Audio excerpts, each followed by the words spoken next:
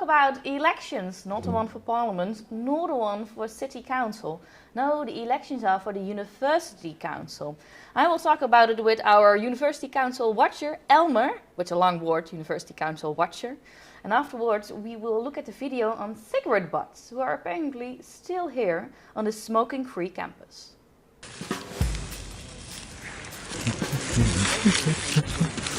These things here are the single most prevalent pieces of rubbish or trash we have in our world. Half an hour, 40 minutes.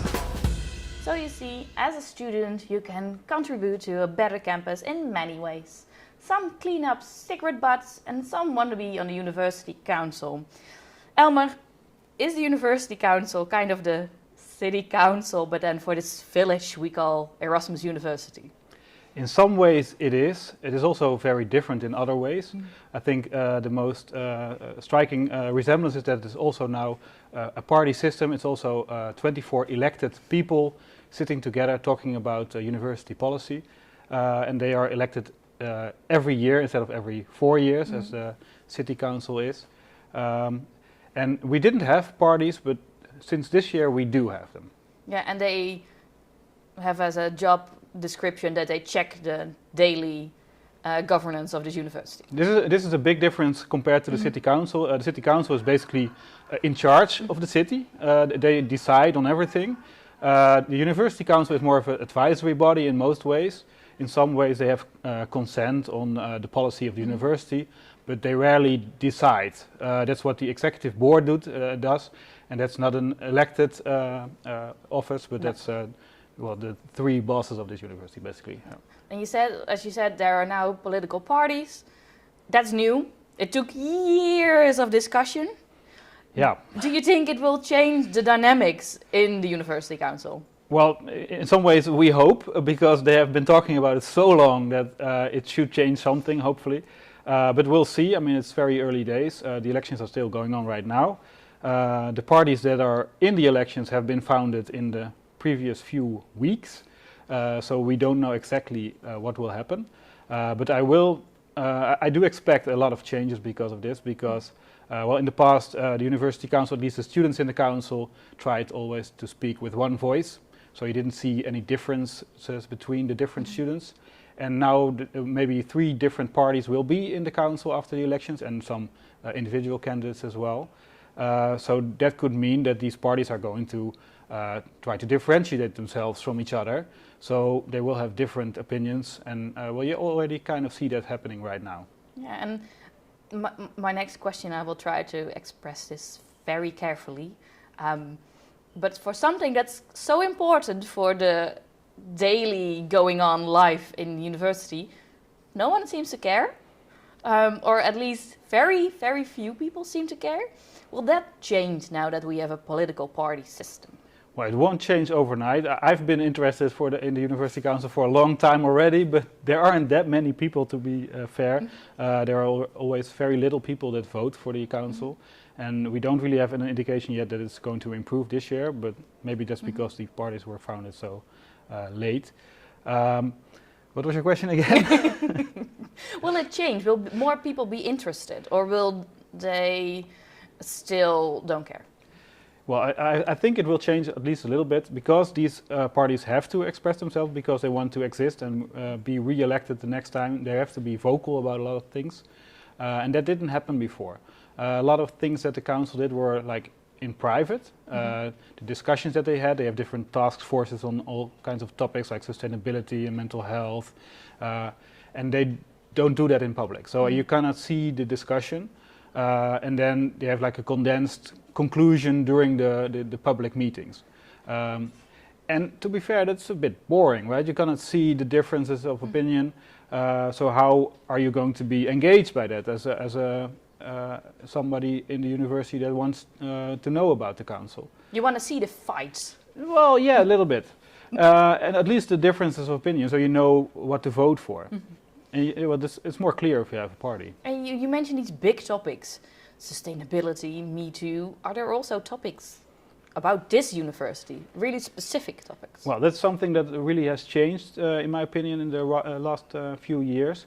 It has been a lot about these general topics that are applicable to the entire world. And I think, especially since the corona crisis, you've seen a lot of change in that. It's a lot more about student mental health now.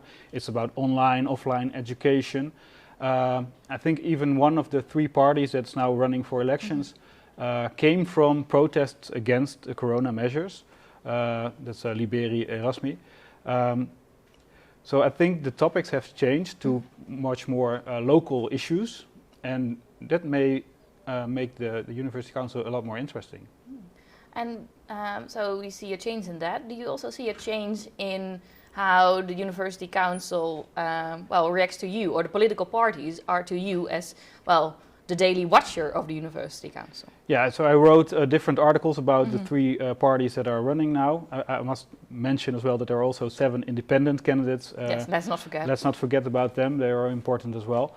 So I wrote about these 3 different parties, and I already got a lot of messages and phone calls saying, well, this other party claimed that they did this and that in the past, and they didn't do that, we did that. So they are really already, fighting more publicly in that way. In a way. So your weekend was full of phone calls. Yes, that basically happened, yeah. Okay, so there are a lot of people happy with this, with the change in the political parties. You are, because there's new dynamics, so that's interesting for you. Are there also concerns from you or other people? Well, like I said, there was a lot of discussion about this for years, and the opposition against the party system had a very good point, I think. It's a risk that if you have different parties in the student part of the council, they will disagree with each other. And the power of the University Council is what you call soft power. They have influence because they can talk to the executive board, but they are not allowed to decide on their own. So they have to influence the executive board or the deans in some cases. And that's more difficult if you don't agree with each other. Then the executive board could say, if you don't even agree among yourselves, why should we listen to you? Yeah, you could easily shove it aside. Yeah. Because it's not one big opinion, one big voice. They have assured me that they are already trying to at least voice their opinion together towards the executive board. So they have the discussions among themselves, and then if they talk to the executive board, they will have one voice. One voice, okay. Yeah. So this will be interesting for you next year to see. Yeah, I'm very interested to see how this pans out. I will just have to see. I will be there all the time. And we will see it on EM. We will. Okay. Well, for everyone watching, you can still vote till Tuesday at midnight. And we asked for the turnout on Monday. And at that time, an astonishing 4.5% of all students had voted. That's not a record, I think. No, not necessarily. It could be better. So, now over to Enoch Tabak, who's single-handedly cleaning off the campus from cigarette butts. I'm Enoch, or Enoch. I'm studying urban governance here at Erasmus with ESSB and IHS. I'm 26 years old. I'm now in my thesis territory, have to write it, so spending a lot of time in the library. And I felt like I need to do something, and I mean, as soon as I step out, actually, you can see this everywhere. So I was like, yeah, let's just start and collect it. At one point, I was even happy that they are mostly orange, right? Because at least you see them like that. It's easier to spot them. There is an interesting tension here, isn't it? On a campus, we think so much about many issues and thoughts and perspectives, and then there is stuff right in front of our face, and we sometimes hesitate to do something.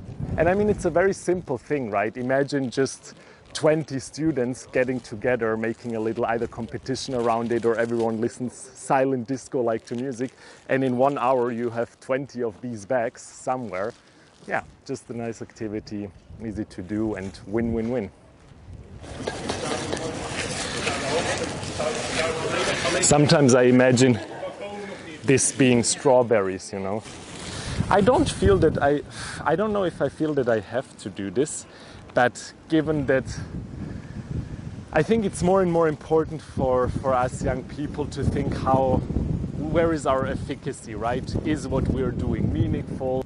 And I mean, this is obviously a very simplistic thing to do, but it does have an effect. And so I like just to mix these things together, because I personally was often caught in these two extremes of, yeah, but the most effective thing to do is maybe very abstract solutions and policy and blah, blah, blah. And then on the other hand, the opposite, so-called, of it is direct action. And you could either do one or the other, but in fact they are not opposites. You can just mix them together through your day.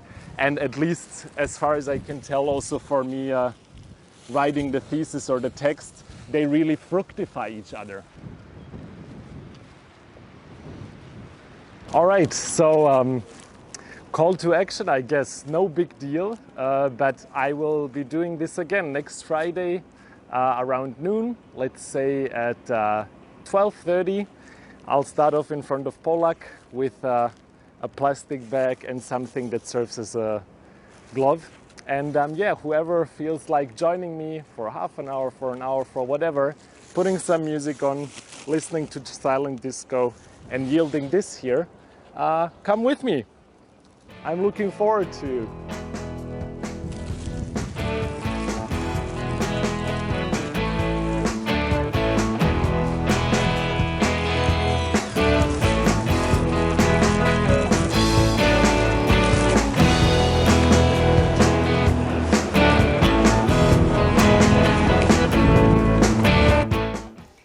Thank you all for watching. We will be back with a new broadcast in 2 weeks. See you!